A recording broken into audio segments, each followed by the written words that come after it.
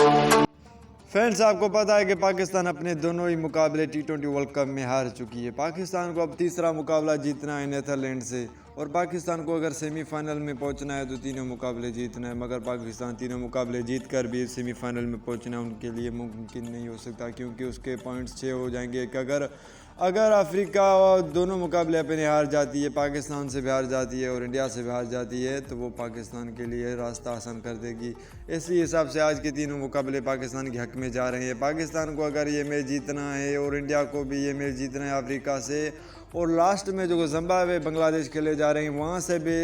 Zimbabwe को हार नसीब होनी चाहिए, क्योंकि जिम्बाब्वे अगर जीत जाए तो पाकिस्तान से उसका रन रेट आगे हो जाएगा, उसके पॉइंट्स आगे हो जाएंगे, क्योंकि जिम्बाब्वे ने 2 मैचेस अगर जीत जाती हैं तो उसके 5 पॉइंट्स हो गए। उसको एक मैच उसका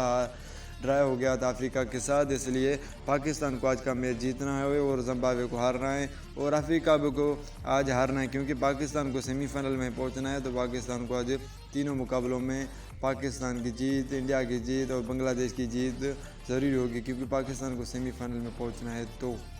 पाकिस्तान अपने प्लानिंग में बड़ी तब्दीली किया जा रहा है और अपनी ओपनिंग जोड़ी में भी बड़ी तब्दीली किया जा रहा है। फ़खर जमान फिट हो गए हैं, उसको बड़े पिचेज़ है, बाउंसेस पिचेज़, इस हिसाब से फ़खर जमान को ओपनिंग करवाने जा रहे हैं पाकिस्तान। रिजवान के साथ बाबर आजम वन आउट पर आएंगे, चौथे नंबर पर शान मसूद आएंगे, 5वें नंबर पर इफ्तिकार अहमद आएंगे, 6ठे नंबर पर शादाब खान आएंगे, 7वें नंबर पर मोहम्मद नवाज़ आएंगे,